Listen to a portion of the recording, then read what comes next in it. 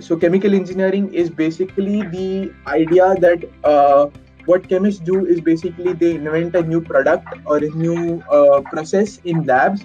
So the main task of chemical engineering is how we can scale up this process in order to manufacture things globally or on a large scale.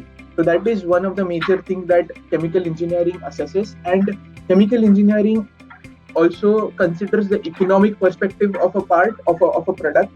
Chemistry is more fundamental oriented as to why something happens and why what is the reason of this happening. Chemical engineering is not concerned with that. Chemical engineering is whether this can be useful to the general public or not, and how we can manufacture it economically. Have 8 hours of lectures every day. It's not compulsory to attend them because there is nothing called as attendance over here as we have in India, but you should attend those lectures because you get most of the information over there, and since you are paying such a hefty amount to come here and study, it is advisable that you attend those lectures. And unlike things in America where you don't have that many lectures in a week, you have 8 hours of lectures every day. You need a total of 120 credits, European credits, to graduate, and these credits are broken down as 15 credits for the base chemical engineering. Like it encompasses all the 3 tracks. 15 credits of courses which are track specific.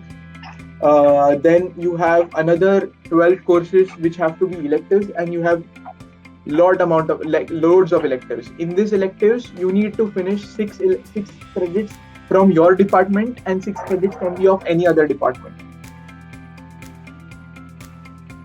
And the popular specializations within my department are I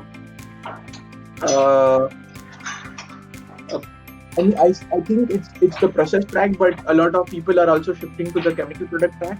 Yeah, I didn't complete my courses that I said. As I told, 15 of chemical engineering, 15 of track specific, 12 of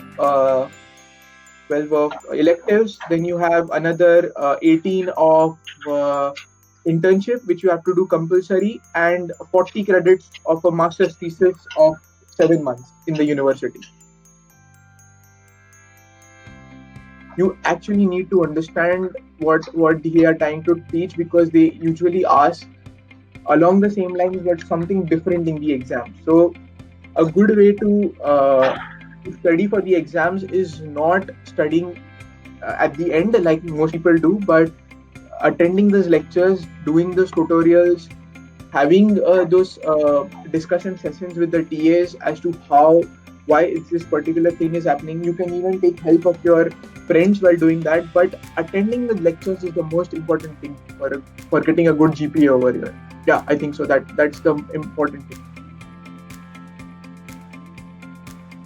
No, I don't think so. They can do that. Yeah, I mean, you can take a master's thesis in another department, provided you convince your board of studies that yeah, it is in line with the course structure, the requirements of the thesis and stuff like that.